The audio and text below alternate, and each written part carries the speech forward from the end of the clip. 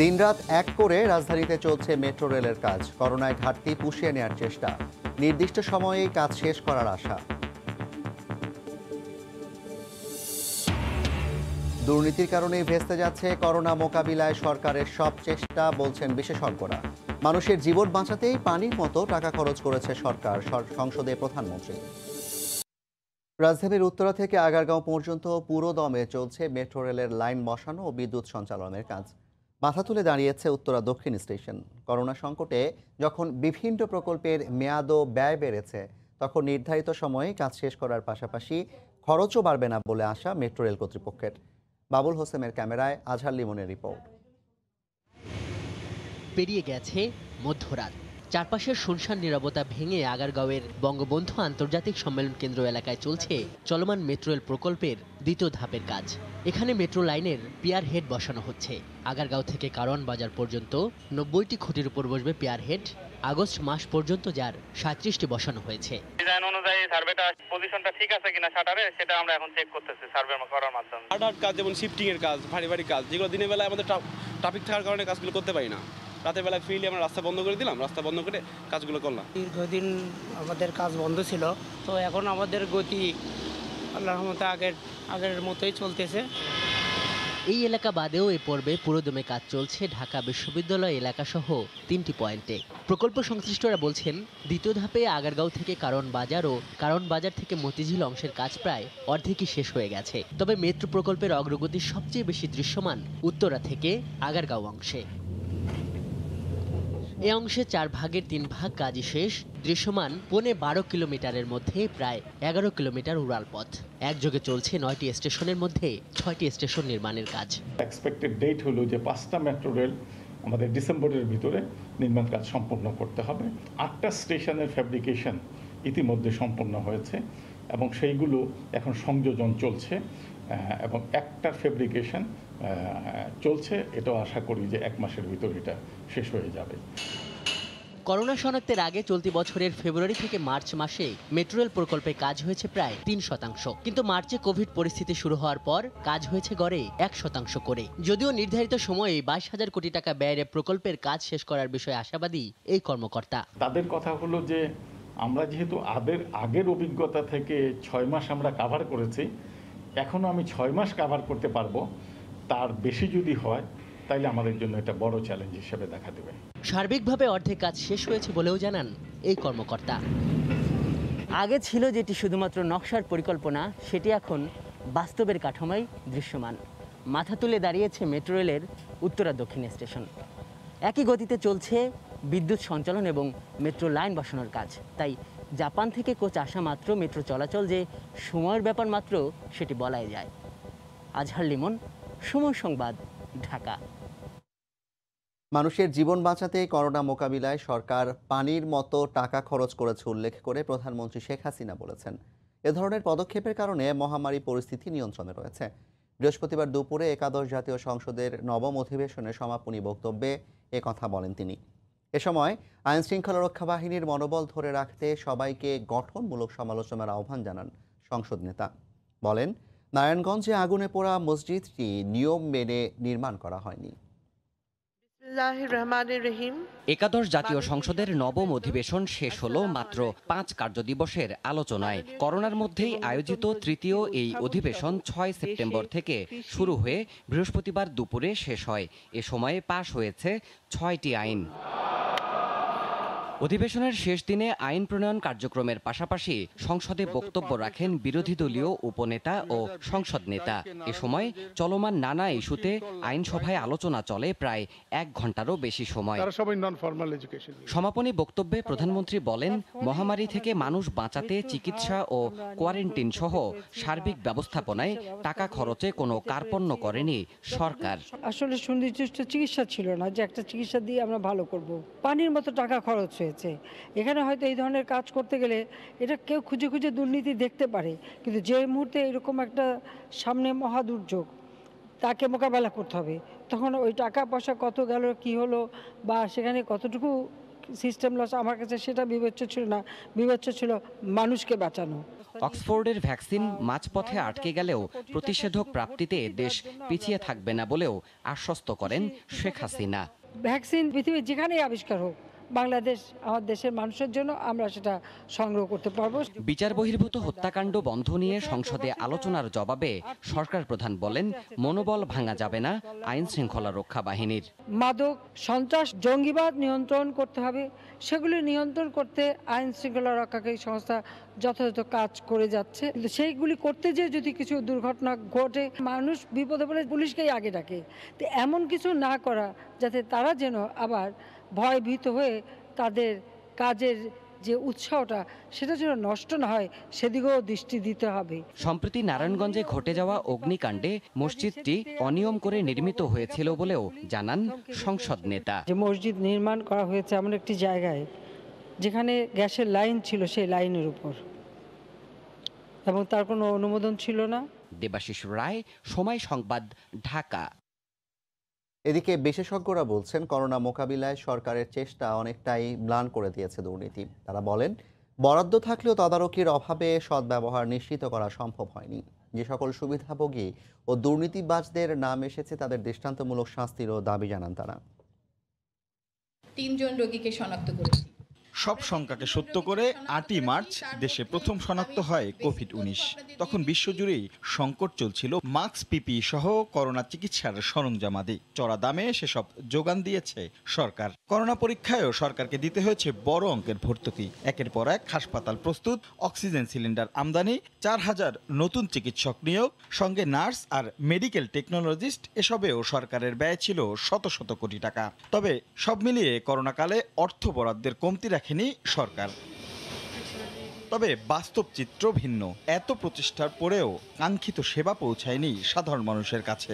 সামনে আসে Regent, JKG কাণ্ড, N95 পিপিই কেলেঙ্কারি সহ নানা অসঙ্গতি। অভিযোগ আসে হাসপাতাল ব্যবস্থাপনায়ও। এতে নজরদারির অভাব কি দুষছেন বিশেষজ্ঞরা। এখানে 2-3টা কমিটি ছিল খুবই ক্ষমতাশালী, যেটা কার্যকরী হয়নি। যেটার প্রধান ছিল মাননীয় স্বাস্থ্যমন্ত্রী, কিন্তু উনি এটাতে এই কমিটিটাকে কার্যকরী করতে পারেননি। উনি সেটা নিজেই বলেছেন। যে ধরনের সাহায্য দিয়েছে, ইভেন কি স্বাস্থ্য খাত বলেন, তার প্রত্যেকটা সেক্টরে এই আপনার কোভিড-19 করোনাকালীন সময় এগুলো যদি সৎভাবে যদি প্রত্যেকটা ক্ষেত্রে যথাযথভাবে করতে পারত, আমার মনে হয় সরকার অনেক এগিয়ে যেত। তারা বলছেন, করোনা মোকাবিলায় সবচেয়ে বড় বাধা ছিল সমন্বয়ের অভাব আর দক্ষ নেতৃত্ব। পরিকল্পনাটাকে ভালোভাবে বাস্তবায়ন করতে পারা, সেই জায়গায় বড় ঘাটতি ছিল। নেতৃত্ব, এটাতে বড় ঘাটতি ছিল। আমাদের প্রস্তুতি পর্বে গুরুতর ঘাটতি ছিল, এটা আর কখনোই কভার করা সম্ভব হয়নি। দ্বিতীয়ত হচ্ছে, প্রস্তুতি হয় নাই, ঠিক আছে, এরপরে যেসব কর্মকাণ্ডগুলো আমরা নিয়েছি সেগুলো বৈজ্ঞানিক পদ্ধতিতে হয়নি।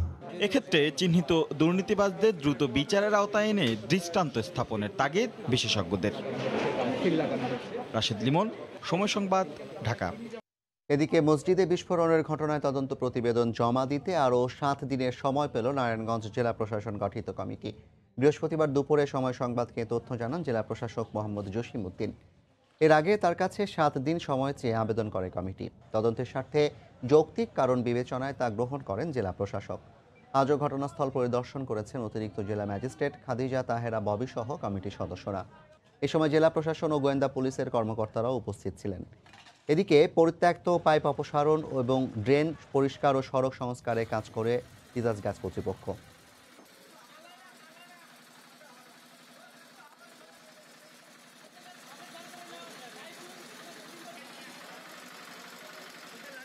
তদন্ত কমিটি সবাই এসে আমার কাছে আবেদন চেয়েছে 7 দিন এর, যে কিছু জিনিসের সাথে তারা লিঙ্ক করবে, বা যেসব তদন্ত কমিটির যেসব সদস্যরা আরও কিছু কিছু তথ্য ওই সব সংস্থার কাছ থেকে নেওয়ার চেষ্টা করতেছে, সেই কাজগুলো পায়নি বিদায় তারা আরও 7 দিনের সময় চেয়েছে। তা আমি দেখলাম যে আসলেই কিছু হয়তো যৌক্তিকতা আছে বিদায় তারা সেটা জমা দিয়েছে, আমি গ্রহণ করে রেখেছি।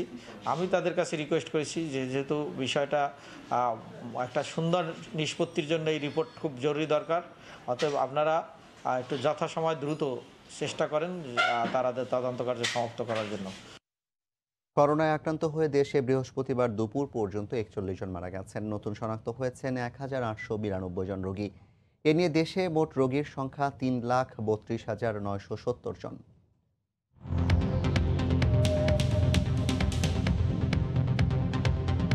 গত 24 ঘন্টায় নমুনা পরীক্ষা করা হয়েছে 15,559 জনের। এ পর্যন্ত মোট নমুনা পরীক্ষা হয়েছে 16,90,011 জনের। 24 ঘন্টায় নতুন করে শনাক্ত হয়েছেন 1,892 জন। মোট আক্রান্ত 3,32,970 জন। 24 ঘন্টায় মারা গেছেন 41 জন। এ পর্যন্ত করোনা আক্রান্ত হয়ে মারা গেলেন 4,634 জন।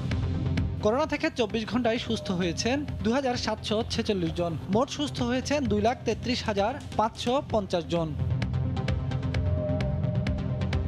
স্মার্ট ই কমার্স ব্যবসা স্বাভাবিক সময়ের চেয়ে অনলাইনে পণ্য বিক্রি বেড়েছে দ্বিগুণেরও বেশি। এই সুযোগে দেদারসে বিক্রি হচ্ছে শুল্ক ফাঁকি দিয়ে আনা বিদেশি পণ্য, আর যেগুলো দেশি সেগুলোর নেই বিএসটিআই এর কোনো অনুমোদন। বৃহস্পতিবার দুপুরে রাজধানীর মিরপুরে একটি অনলাইন শপের অফিসে অভিযান চালিয়ে এমন তথ্য জানান বিএসটিআই এর ভ্রাম্যমাণ আদালত। রাজধানীর বিভিন্ন সুপার শপে মিলেছে নকল ও অনুমোদনহীন বিভিন্ন বিদেশি ব্র্যান্ডের প্রসাধনী সামগ্রী ও শিশু খাদ্য। সামাজিক ছোঁয়া থেকে বাঁচার এই সময়ে প্রতিনিয়ত বাড়ছে অনলাইন শপিং। ক্রেতার আগ্রহকে পুঁজি করে সুযোগ সন্ধানীরা মানহীন পণ্য দিয়ে ঠকিয়ে আসছেন। অনলাইনের এসব পণ্যের বিরুদ্ধে ক্রেতাদের এমন নেতিবাচক রিভিউর শেষ নেই। ক্রেতাদের অভিযোগের সূত্র ধরে বৃহস্পতিবার দুপুরে রাজধানীর মিরপুরের কাজীপাড়ায় অভিযান চালায় বিএসটিআই এর ভ্রাম্যমাণ আদালত।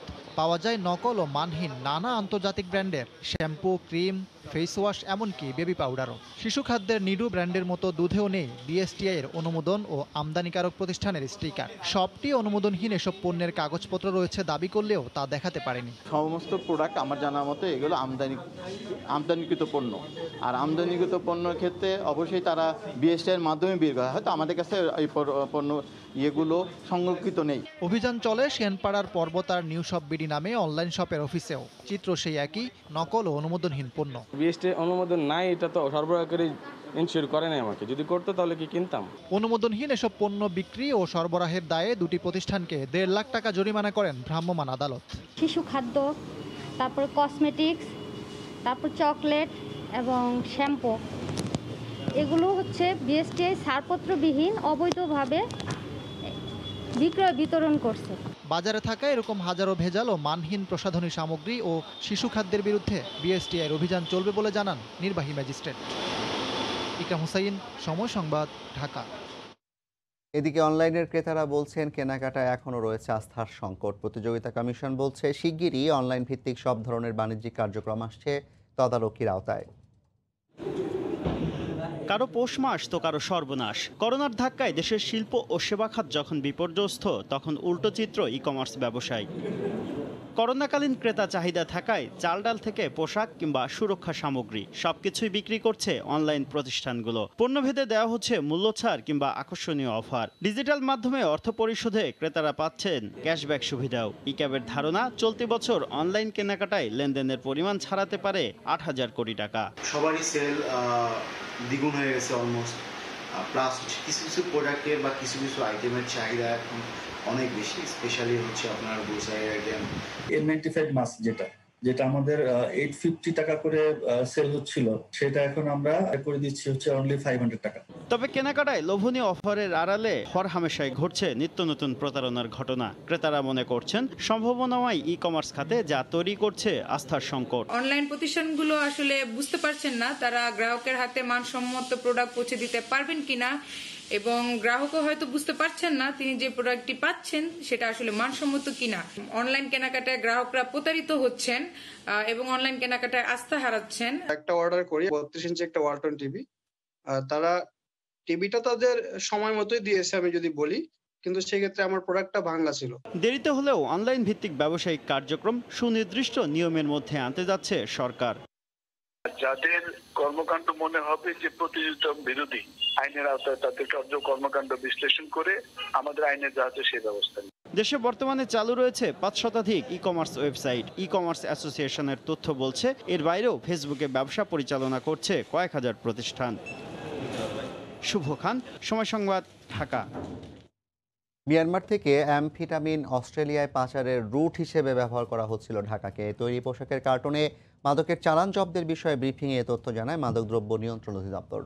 বৃহস্পতিবার সংবাদ সম্মেলনে কর্মকর্তারা জানান কোন রুটে কিভাবে এটি দেশে ঢুকলো তা তদন্ত করে দ্রুত ব্যবস্থা নেওয়া হবে। আপনার এই কার্টুনের চারপাশে ছোট বড় প্যাকেট আছে, এক কার্টুনের ভিতরের সাইডে স্পেশাল ক্যাভিটি আছে, কিন্তু এই কার্টুনের মধ্যে সেই ক্যাভিটির ভিতরে এইগুলো করা হয়েছে।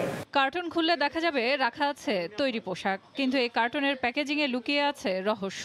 ফাঁপা চেম্বার তৈরি করে প্রথমে কার্বন পেপারের প্রলেপ, তার ভেতরে ফয়েল পেপারে পাতলা করে মুড়ে বসানো হয় এমফিটামিন। মাদক নিয়ন্ত্রণ অধিদপ্তরের ব্রিফিংয়ে দেখানো হয় বুধবার ধরা পড়া মাদক এমফিটামিন পাচারের প্রক্রিয়া। তারা জানান 12 কেজি 320 গ্রাম এমফিটামিনের বাজার মূল্য আনুমানিক 24 কোটি 64 লাখ টাকা। প্রথমবার এমন চালান ধরা পড়ল।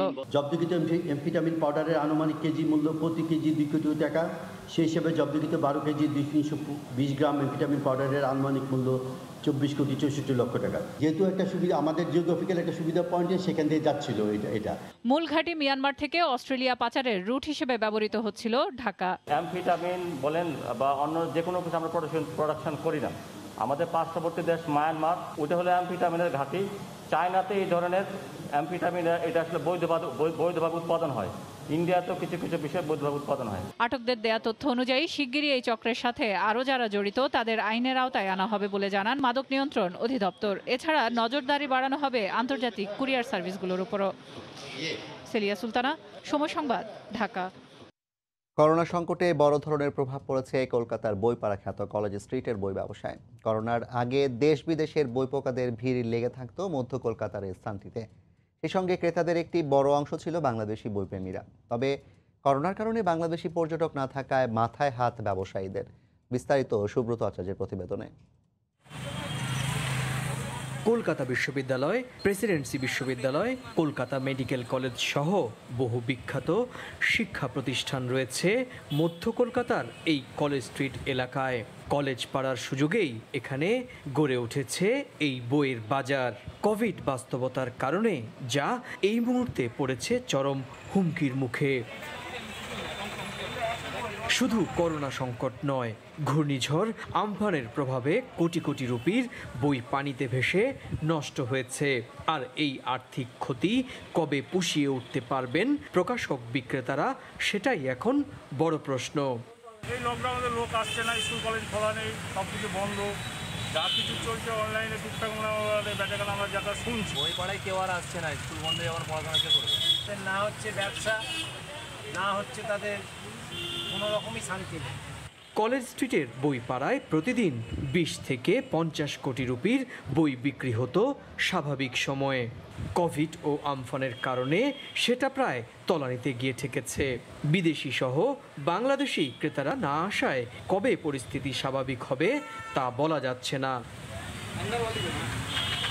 সুব্রত আচার্য, সময় সংবাদ, পশ্চিমবঙ্গ, ভারত। ছাত্রছাত্রী এবং অভিভাবকদের জন্য বিশেষ কিছু নিয়ম নীতি রেখে স্পেনে দীর্ঘ 6 মাস পর খুলে দেওয়া হয়েছে স্কুল কলেজ। শিক্ষা প্রতিষ্ঠানগুলো খুলে দেওয়ায় উচ্ছ্বসিত শিক্ষার্থীরা। এদিকে দেশটিতে আবারও বাড়ছে করোনায় আক্রান্তের সংখ্যা। গত 24 ঘন্টায় দেশটিতে করোনা সংক্রমিত হয়েছেন প্রায় 9000 মানুষ। স্পেন প্রতিনিধি সাইফুল আমিনের পাঠানো তথ্য ছবি নিয়ে রিপোর্ট। বৈশ্বিক মহামারী করোনার প্রাদুর্ভাবে গত মার্চ মাস থেকে স্পেনের স্কুল কলেজগুলো বন্ধ হয়ে যায়। এবার গ্রীষ্মকালীন ছুটি শেষে খুলে দেওয়া হয় শিক্ষা প্রতিষ্ঠান। তবে অভিভাবকদের মধ্যে করোনা আতঙ্ক থাকলেও শিশু কিশোরদের মধ্যে ছিল উচ্ছ্বাস। যথাযথ স্বাস্থ্যবিধি মেনে গত 8ই সেপ্টেম্বর থেকে মাদ্রিদ সহ সারা দেশে স্কুল এবং কলেজের ক্লাস শুরু হয়েছে। তবে অনেক অভিভাবক তাদের সন্তানদের নিরাপত্তাজনিত কারণে সাময়িকভাবে ক্লাসে পাঠাচ্ছেন না। আমাদের সন্তানদেরকে স্কুলে দেওয়ার ব্যাপারে আমাদের ভিতরে আতঙ্ক কাজ করছে। বিশেষ করে দ্বিতীয়বারের মতো করোনা স্পেনে খুব প্রকট আকার ধারণ করেছে এবং বাংলাদেশ কমিউনিটির মধ্যে এটা ব্যাপকভাবে দেখা দিচ্ছে। স্পেনে দ্বিতীয়বারের মতো করোনা আঘাত এনেছে। এবারের করোনায় সবচেয়ে বেশি এফেক্টেড হচ্ছেন বাঙালি এবং বিভিন্ন বাঙালি পরিবার এফেক্টেড হয়েছেন। তাই আমরা সবাই সতর্কতা অবলম্বন করি। এদিকে স্পেনে প্রতিদিনই বাড়ছে করোনা আক্রান্তের সংখ্যা। দ্বিতীয় ধাপে 4 শতাধিক প্রবাসী বাংলাদেশি আক্রান্তের খবর নিশ্চিত করেছে মানবাধিকার সংগঠন ভালিয়েন্তে বাংলা। সময় সংবাদ, স্পেন। দিনে দিনে মালয়েশিয়া ও বাংলাদেশের সম্পর্ক আরও সুদৃঢ় হবে বলে আশাবাদ ব্যক্ত করেছেন ফ্রান্সে নিযুক্ত মালয়েশিয়ার রাষ্ট্রদূত আজফার মোহাম্মদ মুস্তাফা। বৃহস্পতিবার তার কার্যালয়ে ওয়ার্ল্ড বাংলাদেশ অর্গানাইজেশনের একটি প্রতিনিধি দলের সঙ্গে সাক্ষাৎকালে তিনি এ আশাবাদ ব্যক্ত করেন। আজফার মোহাম্মদ মুস্তাফা ফ্রান্সে কাজ করলেও বাংলাদেশ ও মালয়েশিয়ার আগামী দিনের উজ্জ্বল ভবিষ্যৎ নিয়ে কথা বলেছেন। তিনি বলেন, দুই মুসলিম দেশের সম্পর্ক আগামীতে আরও মজবুত হবে। এই আলোচনায় উপস্থিত ছিলেন ওয়ার্ল্ড বাংলাদেশ অর্গানাইজেশনের সভাপতি কাজী এনায়েতুল্লাহ সহ অন্যান্যরা। কুয়েতে সদ্য নিয়োগপ্রাপ্ত রাষ্ট্রদূত মেজর জেনারেল মোহাম্মদ আশিকুজ্জামানের সঙ্গে প্রবাসী সাংবাদিকদের মতবিনিময় সভা অনুষ্ঠিত হয়েছে। বুধবার বাংলাদেশ দূতাবাস কার্যালয়ে সভাটি অনুষ্ঠিত হয়। এ সময় রাষ্ট্রদূত বলেন, 2041 সালের মধ্যে উন্নত বাংলাদেশ গড়ার ভিশন বাস্তবায়নে প্রবাসী বাংলাদেশিদের পাঠানো রেমিট্যান্স অত্যন্ত কার্যকরী ভূমিকা রাখছে। বিশ্বজুড়ে করোনা সংকটের মধ্যেও প্রবাসী বাংলাদেশিরা প্রচুর রেমিট্যান্স পাঠিয়েছেন। মতবিনিময় সভায় প্রবাসীদের স্বার্থ সংশ্লিষ্ট নানা বিষয় নিয়ে বাংলাদেশি গণমাধ্যম কর্মীরা রাষ্ট্রদূতের সঙ্গে কথা বলেন।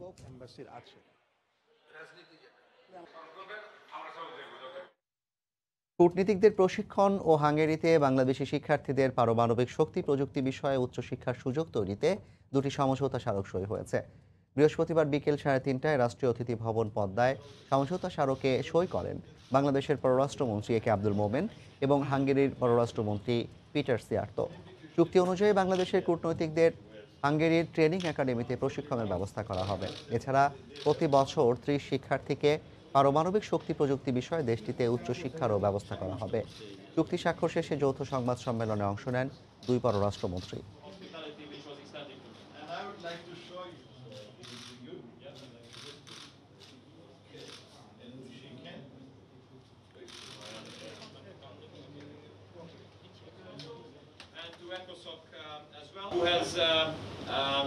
আমরা আগামী বছরের জানুয়ারি থেকে ঢাকায় হাঙ্গেরির কনসুলেট দপ্তর চালু করতে যাচ্ছি। আমি মনে করি আন্তর্জাতিক আইন অনুযায়ী রোহিঙ্গাদের নিজ ভূমিতে নিরাপদ ও টেকসই প্রত্যাবাসনই একমাত্র সমাধান। উন্নত তথ্য প্রযুক্তি, চিকিৎসা, পারমাণবিক শক্তি খাতে পারস্পরিক সহযোগিতার ক্ষেত্র তৈরি হয়েছে। বাংলাদেশে অর্থনৈতিক সম্ভাবনা থাকায় হাঙ্গেরিকে বিদেশি বিনিয়োগের আহ্বান জানানো হয়েছে। এ পর্যায়ে শীর্ষ সংবাদ জানিয়ে দিচ্ছি আরেকবার।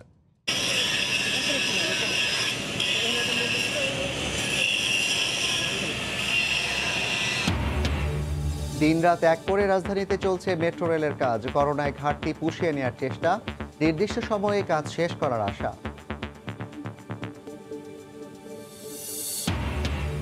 দুর্নীতির কারণেই ভেস্তে যাচ্ছে করোনা মোকাবিলায় সরকারের সব চেষ্টা, বলছেন বিশেষজ্ঞরা। মানুষের জীবন বাঁচাতে এই পানির মতো টাকা খরচ করেছে সরকার, সংসদে প্রধানমন্ত্রী। গাজীপুরে ফুটবল খেলতে গিয়ে বজ্রপাতে 2 ক্রিকেট প্রশিক্ষণার্থীর মৃত্যু, ভেস্তে গেল ক্রিকেটার হওয়ার স্বপ্ন। এই ছিল প্রবাসী সময়। সঙ্গে থাকুন সময়।